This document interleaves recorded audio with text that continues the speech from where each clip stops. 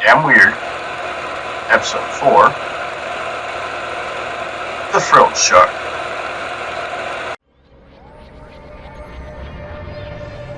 I've gone from Boy Scout to D-Malay to Solo Wiccan to OTO Initiate to Pagan Priest to Atheist. All in a search for more in life. In the history of the natural world to the supernatural, I found many weird things. But just because I don't know what it is doesn't make it supernatural. While the true heart of science is to always question even yourself. In the end, I have become an objective atheist. I am an atheist, but I want there to be more. Welcome to Damn Weird. And in this, I'm going to attempt to organize my collective thoughts on various unusual events and things and people that have occurred and things I've studied. Just a way to organize them here onto YouTube for me. Now we're going to start with some of the easier things, simply because we need kind of a foundation for our studies, for something to look at. These are things that maybe shouldn't exist, but do. The Frilled Shark. Another one of the once believed extinct, but now it's back. So maybe we don't know everything. Other common names of the species include the frilled shark, lizard shark, scaffold shark, and silk shark. The frilled shark belongs to one of the oldest still extant shark lineages, dating back to at least the late Cretaceous, and possibly the late Jurassic.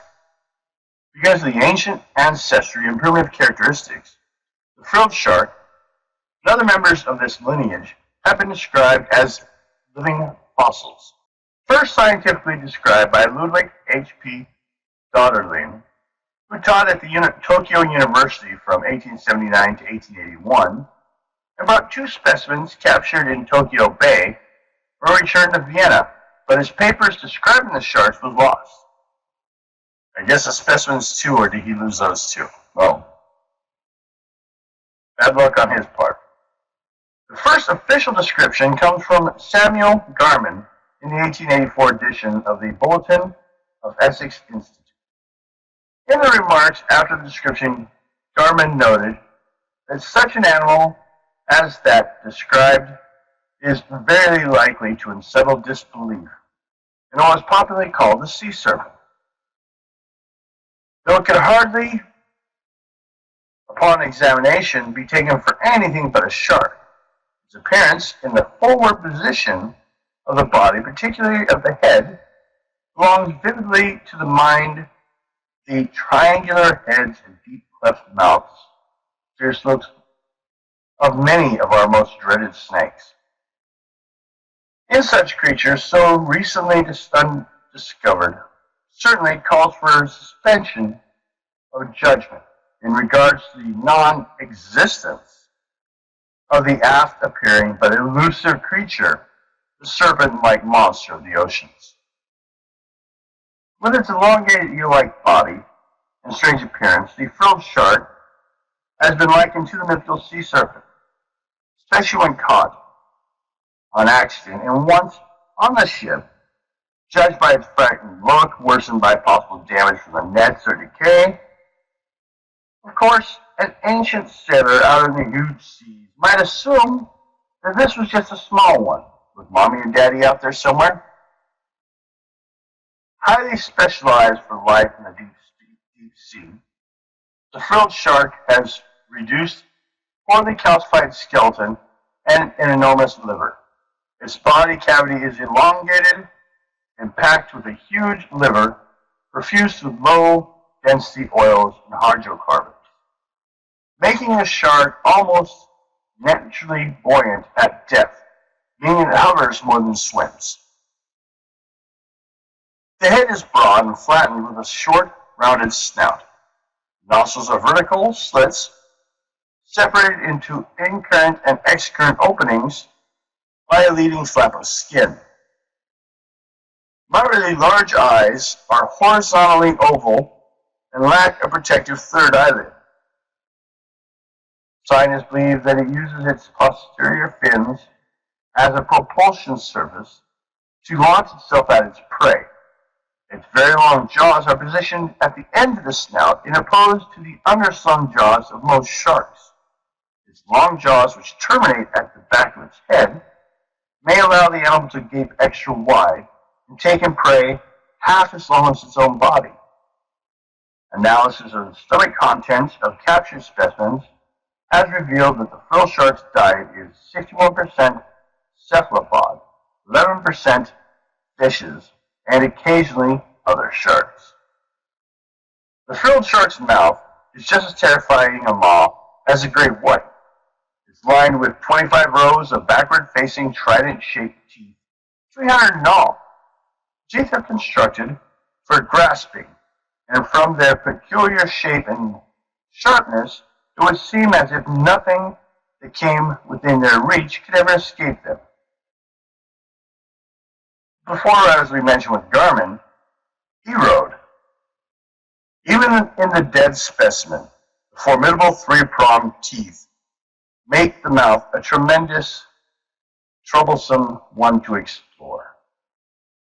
Ebert can testify to the fact and tell you from the snagging my fingers on the teeth, you can only back out one way, and that's in towards the mouth and then out. It didn't feel any good. I can't tell you that the sharks use, they use these bright white teeth which sharply contrast against their brown body to lure in prey. By the time the prey realizes, oh, that's the teeth of a shark, they're too close. The shark is able to ambush them at this point. It's almost like when you drive out a parking lot exit. Then they have those spikes sticking out to say, don't back up. That's kind of what happens when those things catch prey items. And if its teeth weren't freaky enough, the frilled shark has spines called dermal denticles lining its mouth. So if you happen to see one of these anywhere, it's better to look and not to touch. There are 6 pairs of long gill slits with a frilly appearance created by extended tips of the gill filaments, giving the shark its name. The first pair of the gill slits meets across the throat, forming a collar, unlike all other sharks, which has separate gills on each side. The frilled shark's first pair of gills go all the way under its throat. Each pair is lined at the edges with a red fringe.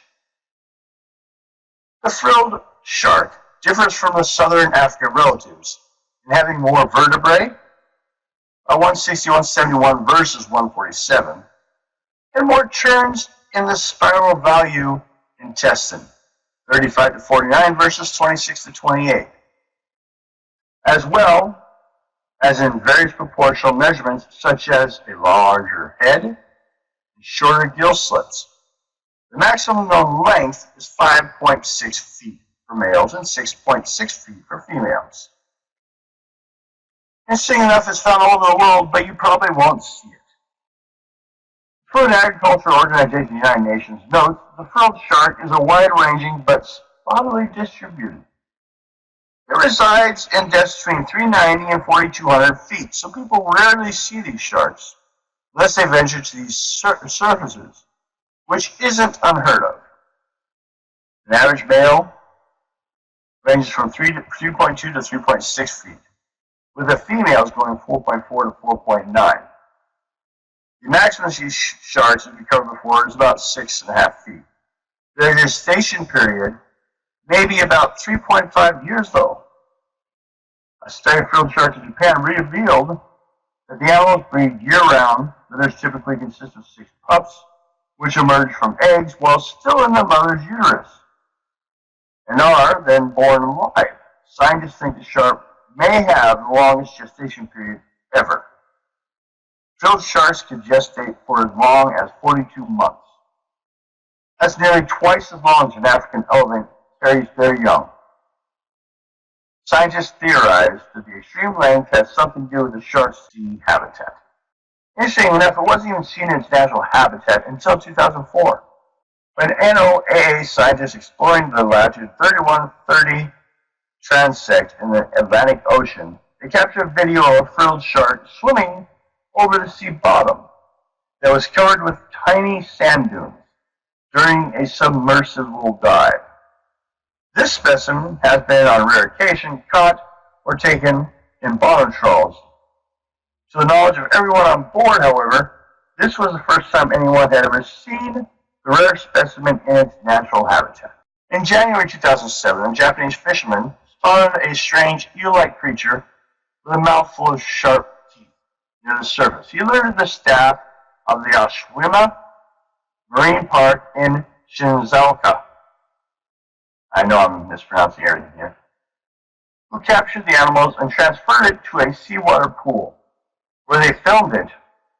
The shark, a female, died a few hours later after its capture. The main take I have on this creature is that some primitive traits were strong enough to carry some creatures through all the ages. So why not some of the other species we thought dead? While it is no surprise that we still find new things in the sea, it seems that since the range of the ocean they live in is actually quite large, they must be rather common, yet we failed to see them because of their depth. I also find it interesting that early reports of this thing as a possible version of sea monsters or sea serpents. This seems possible to me. The ancient versions of these pictures, if you look at, were not as big as some of us nowadays think. Boats were a lot smaller, and the oceans had more in it, and larger things in the past, more food and all. They did not look like dinosaurs, though.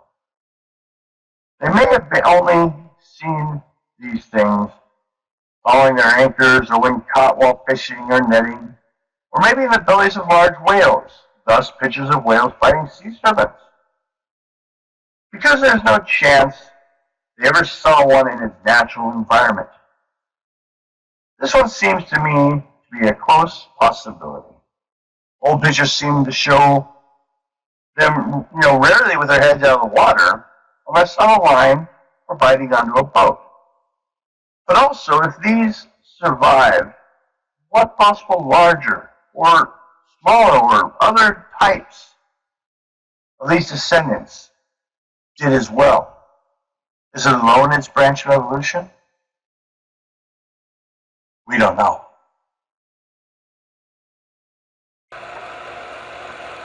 Thanks.